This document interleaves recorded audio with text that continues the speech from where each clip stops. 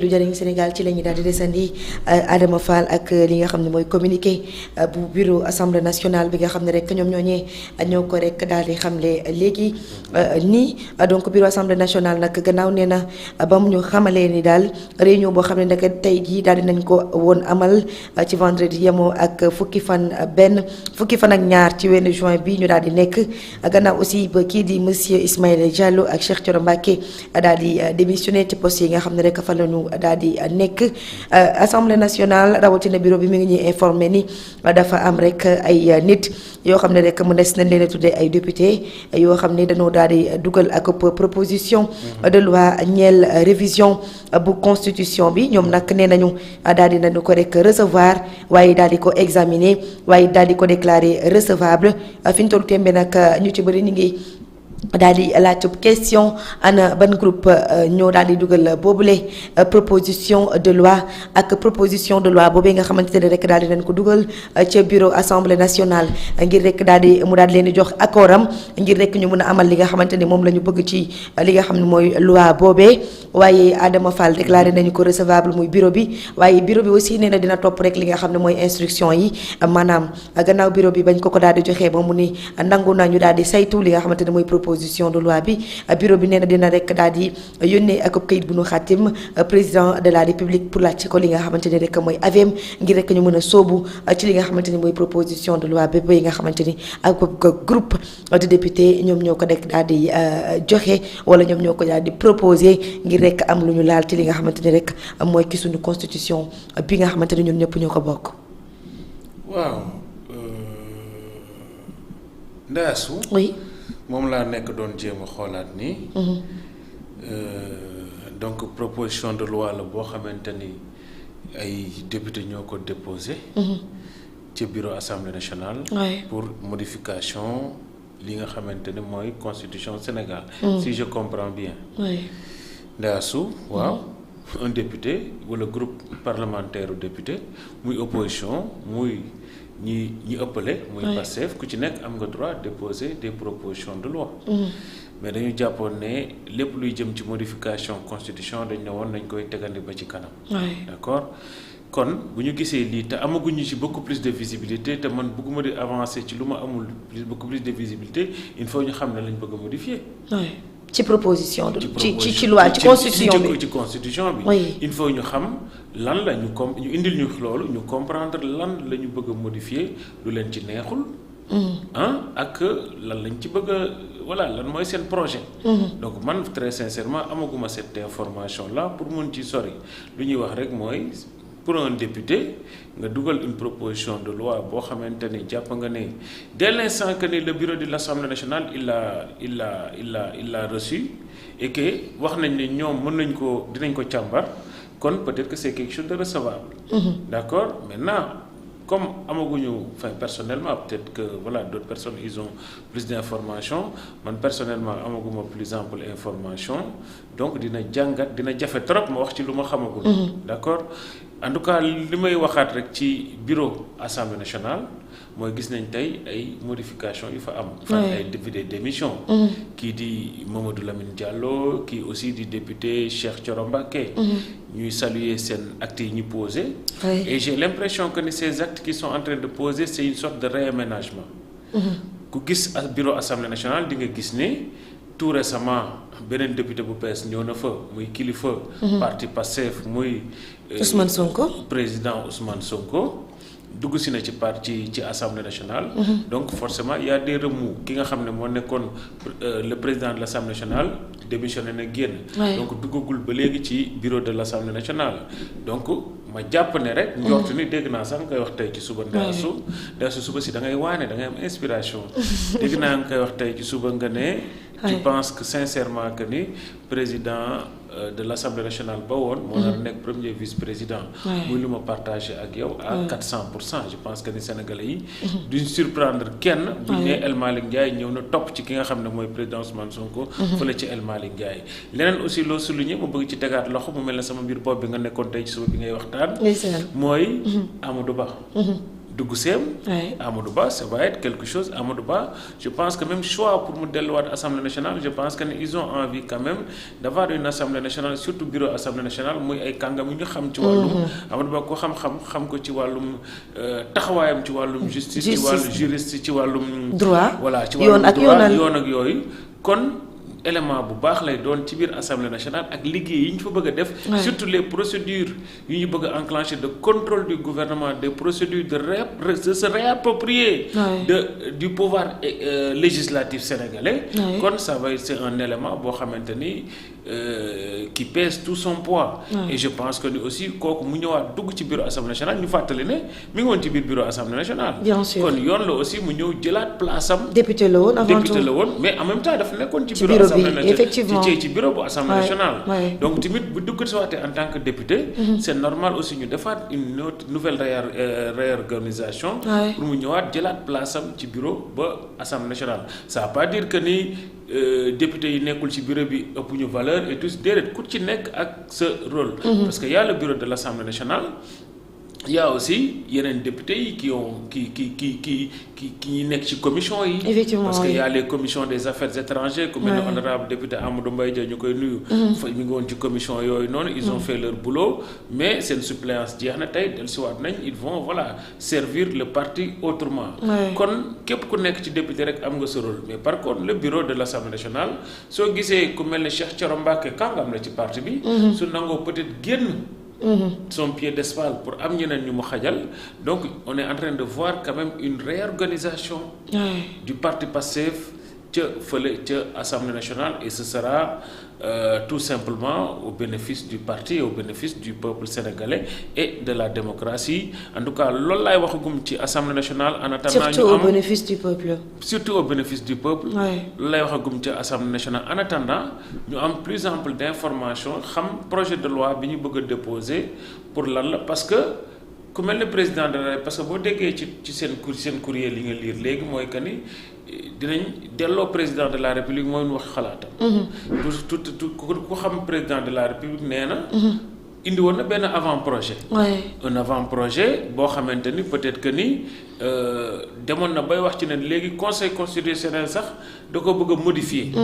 bëggatul mu nekk conseil constitutionnel. cour constitutionnelle maa ngi benn député.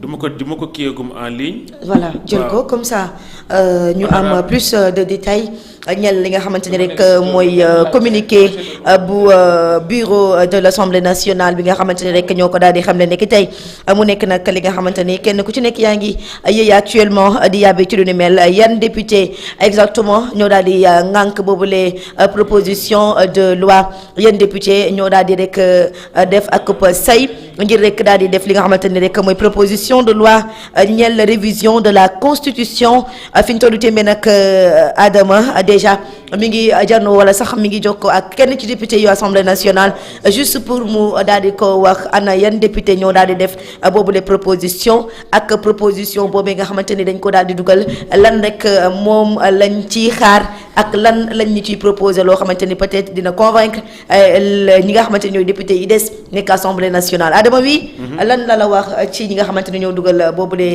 proposition de loi. Donc amaguñ ci plus d'informations. D'accord. dina ma yónnee quelque chose sur WhatsApp je vais le regarder. D'accord. Donc voilà mais pour l'instant je pense que ne nekkagul quelque chose de lu leeragum ci suñu gët. même ci gëtu ñenn député ñi. D'accord. donc on va voir de toute façon ñu ngi koy toppal suñu mbokk internet yi. voilà waaw c'est ça ñu ngi koy jeexal ku xam Ndeye Astou rek xam ne. voilà jeexu nettali moom.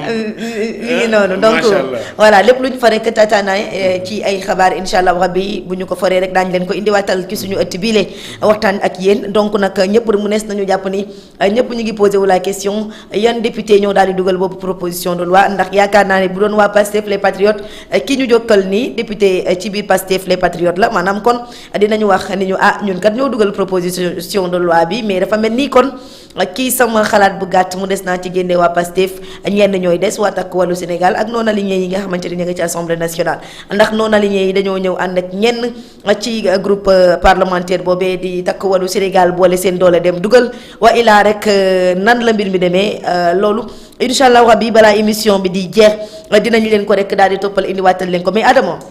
J'ai une question puisque ni constitution bi dañoo promettre woon wala yéen da ngeen a promettre woon en tant que koo xamante ni bokk nga ci Pastef en tant que koo xamante ni tey maanaam jege nga loolu Pastef dafa mën ci promesse de campagne yi nga xamante ne moom la ñu daal di campagne woon ci élection yi présidentielles yi en 2024. da ngeen a xamle woon ne constitution bi yéen fas yéene woo leen koo laal amoo leen dara loo leen ci dindi amoo leen dara loo leen ci laal voilà donc jëlal appel boobu puisque ni xam naa ne appel bi ñun ñëpp dinañ ci jariñu mu toppal ñu vraiment information bi léegi nga xamante ne moom la ñu tiim nii kan ak kan la ñan ak ñan la ak lu waral li nga xamante ni rek mooy proposition de loi bi Adama. donc nee na dañ ne rek y a un projet de loi. te leeragul. kon kan moo ko dugal waaw kan moo ko leeragul. d'accord donc même député yi sax ñoom. leeragul xamaguñu exactement ñan ñoo dugal.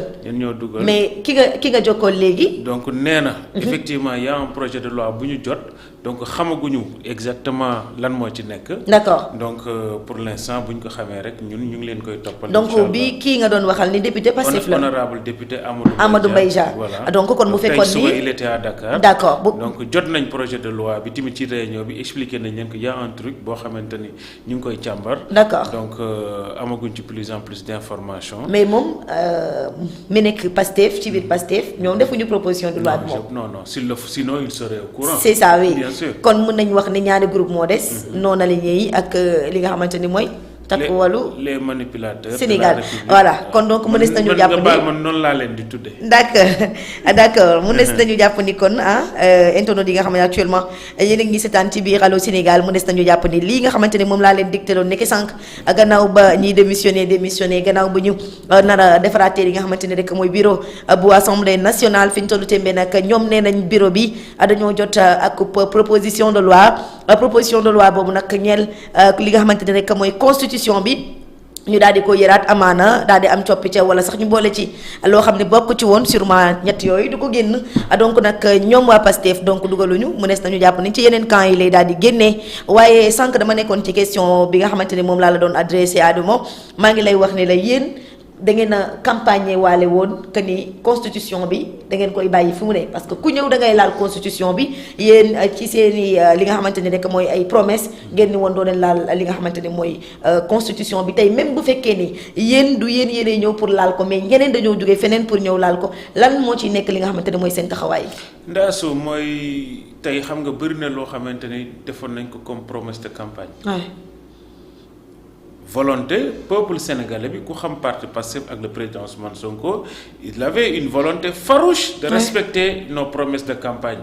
loolu moo ko indil problème. d'accord loolu moo tax ñu dàq ko. ñu war a wax ci li nga xamante ne mooy reddition des comptes donc les volontés des promesses les volontés du peuple sénégalais parti Pastef à travers le président Ousmane Sonko. c'était quelque chose bu ñu bëggoon a respecter. et bëgg koo respecter moo tax déggoo ñun ce projet de loi là je pense pas que c'est Pastef qui l'a déposé. su nekkente nag y a quelqu'un qui a une volonté de pouvoir retoucher à cette constitution là je pense pas que c'est nous et que ñun dinañ def liggéey bi ñu war a liggéey. ku ñu indil quelque chose de recevable on va le recevoir. d'accord on va l'examiner. su jàllee rejeté ñu ne leen delloo leen comme président Ousmane Sonko nam doon def ba mu nekkee primature ak les surfacturations.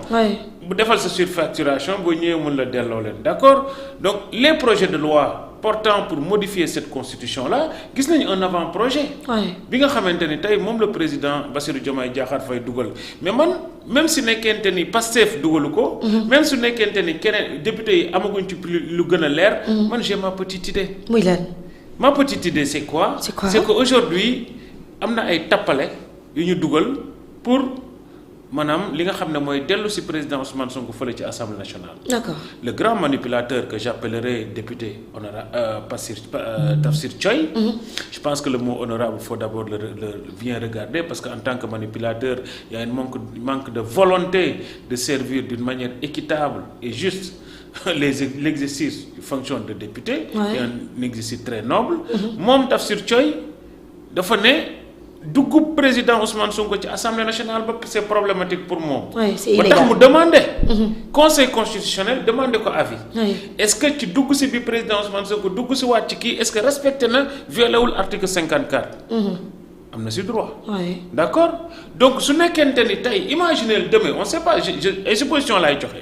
Imaginez demain les sages ne veulent pas être sages xëy suba daan ne imaginez woy Tafsir Thioye c'est vrai que le président Ousmane Sonko ñaan ñu ko yàlla dafa violer la constitution donc le fait que d'autres députés veulent que décision conseil constitutionnel ñu modifier nga xamante ni mu engagé bureau assemblée nationale bu boobaa est-ce que y a quelque chose qui se trame.